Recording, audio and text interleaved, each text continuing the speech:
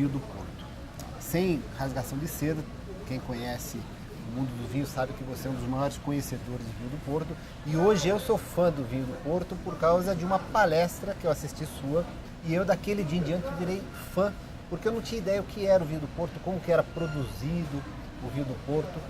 E no consumidor brasileiro, você acha que ele está também aprendendo a gostar dos vinhos do Porto, os vinhos de sobremesa, vinho de madeira?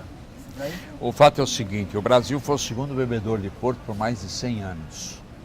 Até 1940 nós éramos o segundo maior bebedor de vinho do Porto. Aí infelizmente na era Getúlio Vargas tocou um monte de imposto em cima dele, aí acabou. Porque o vinho do Porto no Brasil era consumido 80% como remédio e 20% como vinho. Foi através do vinho do Porto, porque não existia remédio suficiente até 40, não tinha inventado antibiótico. Então, para todos os males, os nossos avós tomavam diariamente uma gemada com vinho do Porto, que era uma gema de ovo de pata, uma dose de vinho do Porto, uma colher de açúcar. Você bate e toma aquilo de manhã. É um energético. Hoje eu vejo essa meninada tomando esses energéticos de latinha.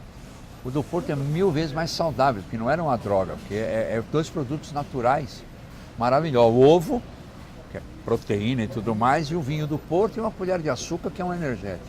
Né? Então, não era um produto sintético. E era consumido no Brasil tanto, mas tanto, que foi por causa desse gemada que 2 farmacêuticos brasileiros tiveram a ideia cada um de criar um produto parecido. Então você tem o Biotônico Fontoura e o vinho reconstituinte Silva Araújo, foram inspirados em cima do vinho do Porto, para atender uma necessidade das pessoas tomarem vitamina em casa, ter uma coisa para poder comer. Então o vinho do Porto era utilizado demais no Brasil como um energético, como um fármaco. E entrava até na composição de alguns remédios. Eu encontrei várias receitas na antiga Botica Viado Douro, várias receitas aviadas com vinho do Porto. Né? Então, isso que o vinho do Porto fazia e faz até hoje, nós todos já sabemos. Agora, por que o consumo de vinho do Porto no Brasil caiu tanto? Primeiro, os impostos. Segundo, por exemplo, agora, desde 1º de janeiro deste ano, o governo aumentou para 20% o IPI do vinho do Porto. Afasta cada vez mais, o vinho do Porto fica cada vez mais caro. Mas falando do vinho do Porto em si, quando você apresenta para alguém, esse alguém só se não gostar de vinho doce, ou se tiver um problema de doença, uma diabetes, por exemplo, não quer tomar um vinho doce, então não gosta de Porto. E o Porto, como tem 5 ou 6 qualidades de Portos distintos, o datado, o vintage, o colheita, o LBV e tal, você tem um leque de opções para escolher um vinho do Porto, que serve abertura de aperitivo, serve para você, inclusive, comer com queijos maravilhosos e com os doces. E quando não tem nada para comer, serve como um cálice para você relaxar e poder curtir. Aqui com os vinhos do Porto, né, nós temos o vinho do Porto, aquele conhecido de maior qualidade, que é o vintage, que é a seleção apertada dentro de uma colheita excepcional. Só 2% de toda a colheita de um vinho do Porto anual consegue virar vintage, em média, porque é um vinho de altíssima qualidade que é reservado para você envelhecer muitos anos se quiser, ou se quiser beber jovem também pode, que não faz mal nenhum, mas é vinho de altíssima qualidade. Né? Mas o que diferencia é só a colheita ou ele fica mais tempo? Não, o que diferencia é o seguinte, esse vinho fica, depois de colhido, 2 anos em grandes balseiros de madeira enorme, coisa de 20, 30, 40 mil litros. A gente prova depois de 2 anos, se ele está com qualidade superior elevada, a gente pede autorização para o Instituto do Vinho do Porto para engarrafar como vintage. Então o que acontece? Eu engarrafo como vintage, lanço a safra que ele pertence, que ele é de uma só colheita, de um lugar só, e em seguida eu logo engarrafo e ponho à venda. Aí depende de você. Quiser guardar 100 anos, guarde. Se quiser abrir na semana que vem, abra. Eu diria, se vai abrir ele agora, jovem, tem aquele gosto de framboesa forte, de fruta vermelha. Um espetáculo. É um vinho que nem se bebe, a gente mastiga. E tão gostoso que é, a gente mastiga. Agora, se você quer guardar ele por 30, 40, 50 anos, que é o que os ingleses fazem, né? Você vai tomar um vinho finíssimo, requintado. Então, se você quiser guardar esse vinho por até 100 anos, você vai tomar um vinho mais delicado, mais claro, porque vai se depositar no fundo da garrafa o depósito do vinho e ele vai estar sublime. Os ingleses gostam de bebê-los assim, os americanos e nós gostamos de bebê-los jovem. Os ingleses dizem que nós somos infanticidas, né? Porque esse é um vinho que é para viver. Eu tive uma experiência o ano passado rara. No dia 18 de junho, eu tive o privilégio de abrir uma garrafa de vinho do Porto 1815, 200 anos. 200 anos. Porque foi só tem 44 garrafas no mundo, tinha 44. Uma foi leiloada em Londres, na Torre de Londres, porque esse vinho celebrou, ele ficou uma safra muito boa. E como a safra é setembro, outubro, e ela foi lançada um ano depois na Inglaterra, os ingleses disseram que ele ficou bom para celebrar a vitória inglesa na Batalha de Waterloo. Então ele recebeu o apelido de Waterloo Port.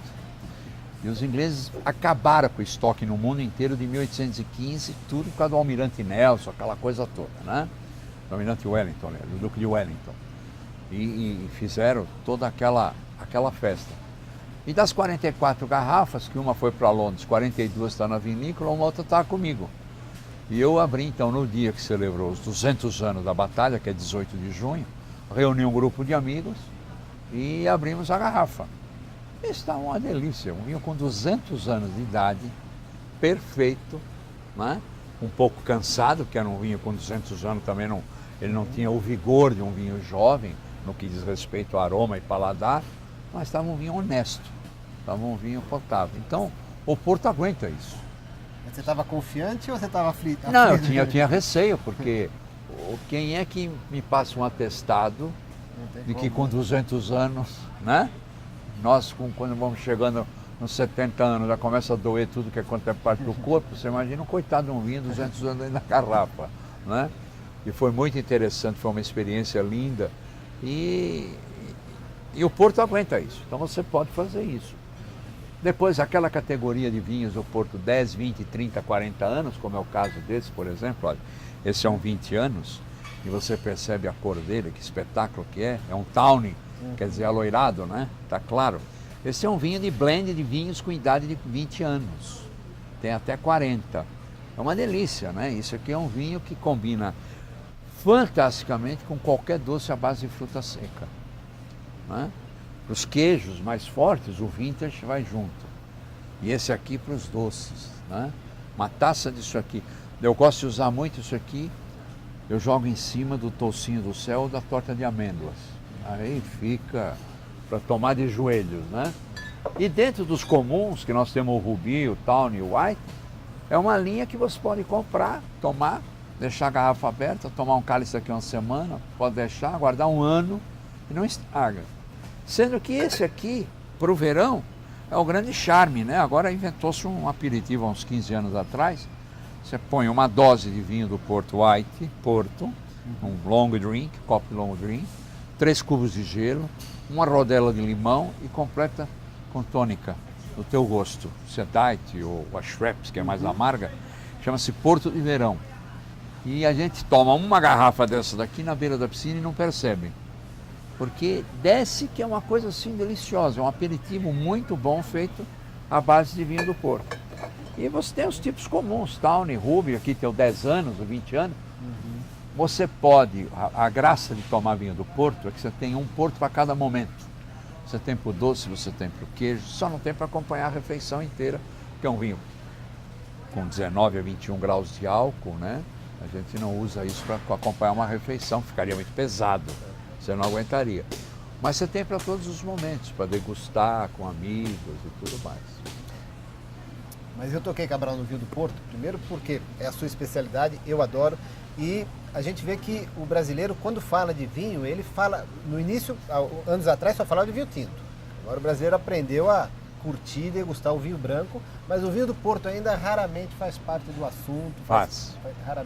Faz parte porque ele é um vinho de entrada ou de saída. Depois, ele não sabe beber, não sabe que pode tomar, por exemplo, metade da garrafa e guardar a outra metade, né? E o vinho do Porto é uma coisa extremamente bem definida. Ou você gosta ou você não gosta. Não adianta ter, não existe meio termo. Ah, eu vou tomar só para te agradar, não. Porque a pessoa não gosta de vinho doce. Ah, eu gosto de vinho doce, certo? E esse doce do vinho do Porto é natural, é a uva que é doce assim. Não é que a gente coloca açúcar dentro, a gente interrompe a fermentação com a adição de aguardente vínica e preserva o açúcar natural da uva. Então é um vinho maravilhoso, é um vinho extremamente completo, mas é uma questão de paixão. Eu acho que ele não está mais inserido, até porque o brasileiro também não sabe e não gosta pelo elevado grau de álcool que ele tem, ou apreciador de vinho, porque o apreciador de destilado, para ele isso aqui é um esporte, que o uísque, cachaça tem 40 graus, eles têm 19 a 21, então para ele é uma coisa normal. É só uma questão de gosto pessoal mesmo, se gosta ou se não gosta.